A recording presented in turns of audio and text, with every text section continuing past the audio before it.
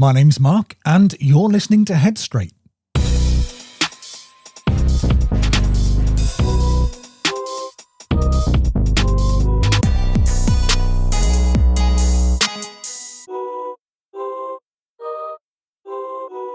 Hello, you lot, and welcome back.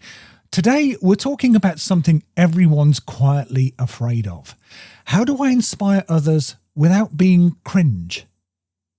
We're talking about that moment when you're trying to be helpful, motivating, or encouraging, and instead, it just lands awkwardly. Now, you probably know the feeling. It's when you say something that sounded good inside your head, but as soon as it's out of your mouth, the room goes a bit flat. People nod, they smile politely, and inside you're thinking, okay, that didn't quite go as I planned it. So you pull back. You tell yourself, I won't say anything next time. I don't want to look like I'm trying too hard. And honestly, that makes sense. Because here's the truth. Trying to be inspirational is one of the fastest ways to become unbearable. Not because your intentions are bad, but because people can feel effort that's aimed at impacting them rather than being real. When someone's performing inspiration, it creates pressure. It feels like a lesson or a speech or a subtle attempt to fix someone. And most people don't want to be fixed. They want to feel safe, seen, and respected. So this episode isn't about teaching you how to motivate people or hype them up or deliver perfectly timed wisdom. It's about something much quieter and much more effective. How to live in a way that naturally draws people in without trying to impress, convince, or inspire anyone at all. Because the people who influence us most aren't usually the ones with the best advice. They're usually the ones whose actions line up with their words, the ones who don't preach, the ones who don't push. They just live it. So let's talk about how that actually works and how to stop trying so hard. Most people who come across as cringe aren't doing anything wrong. They're trying to help. They care. They want to lift people up. But the problem isn't the intention. It's the direction of the effort. When you try to inspire someone, the focus subtly shifts from I'm being myself to I'm trying to get a reaction. And people feel that shift immediately. It creates pressure, even if you're being kind. It can feel like a lesson that you didn't ask for, encouragement with expectations attached, or someone else deciding what growth should look like for you. That's why even good advice can land really badly. Because the moment someone feels nudged, coached, or subtly evaluated, they instinctively pull back. Not because they're resistant, but because autonomy matters. And here's something uncomfortable but really important for you to know. The more you care about the outcome, the more likely it is to feel forced. That's why people who are trying hardest to inspire often end up being ignored, while people who aren't trying at all somehow draw others in. It's not magic, it's alignment. When your focus is on living your own values, rather than influencing someone else, your energy changes. It becomes lighter, less loaded, more real. And that's what people respond to. So if you've ever felt awkward after trying to motivate someone, this isn't a sign to shut down. It's a sign to stop aiming your energy at them and start aiming it back towards your own behaviour. Which brings us to the most important shift in this episode. If you think about the people who've influenced you most, they probably didn't sit you down and explain how to live your life. They just lived in a way that made you curious. You watched how they handled pressure, how they treated people, how they dealt with mistakes, how they kept going without making a big deal out of it. Now that's something called modelling. And it's far more powerful than messaging. Messaging says, here's what you should do.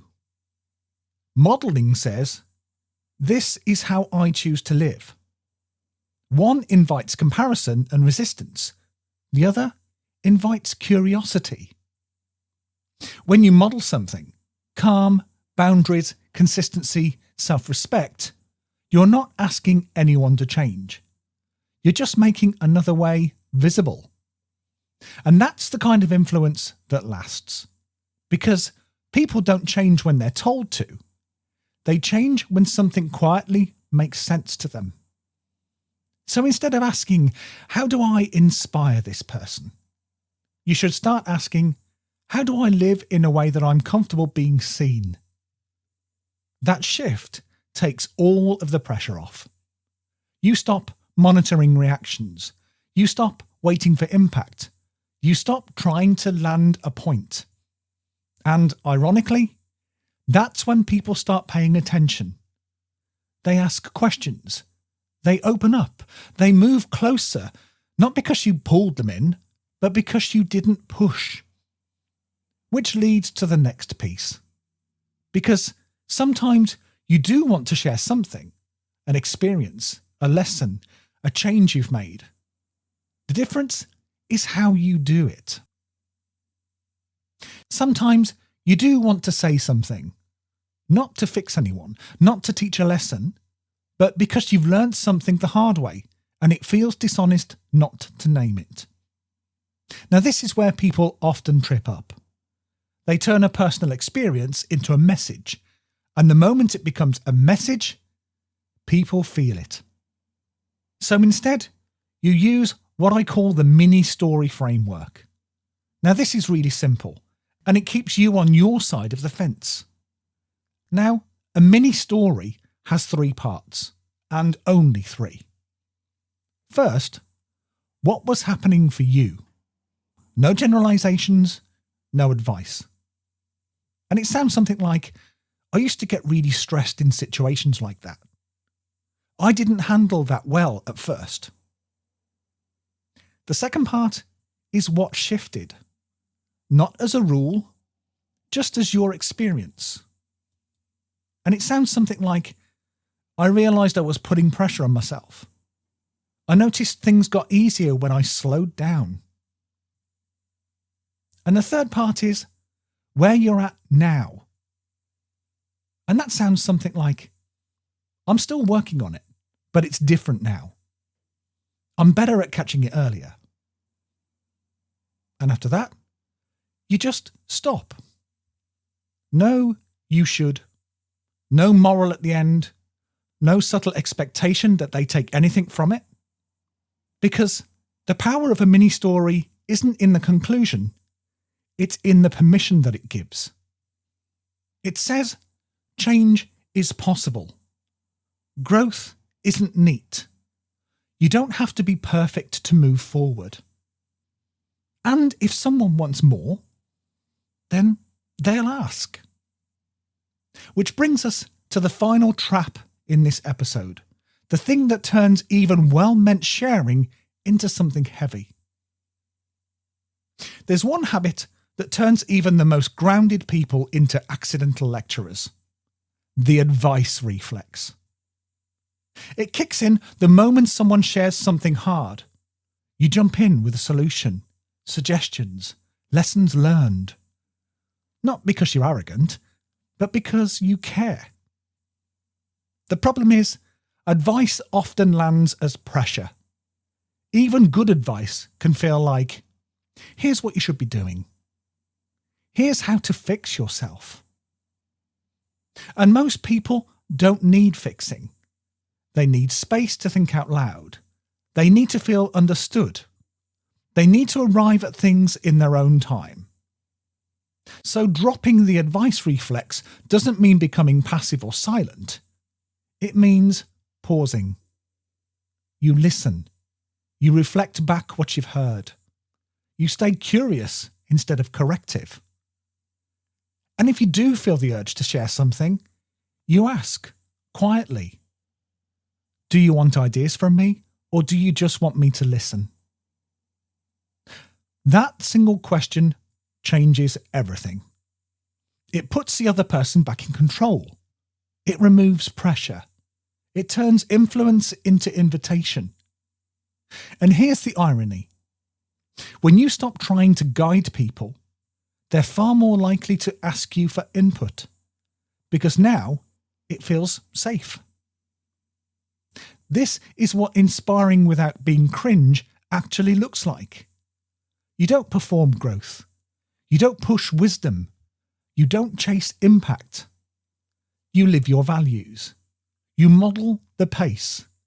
You share honesty. And then you let go. And that kind of presence, it lingers. So let me set you your challenge for this week. This week, I want you to share one small mini story with someone. No advice attached, no lesson at the end, just your experience. Honestly, lightly, and then stop. And I want you to notice what happens. Now, in the next episode, we're going to widen the lens. If your actions influence people, and if how you live really does matter, why should you care about anybody beyond yourself? And we're going to take a look at why isn't empathy weakness? And why does contribution actually give life meaning? So, are you up for it? Of course you are.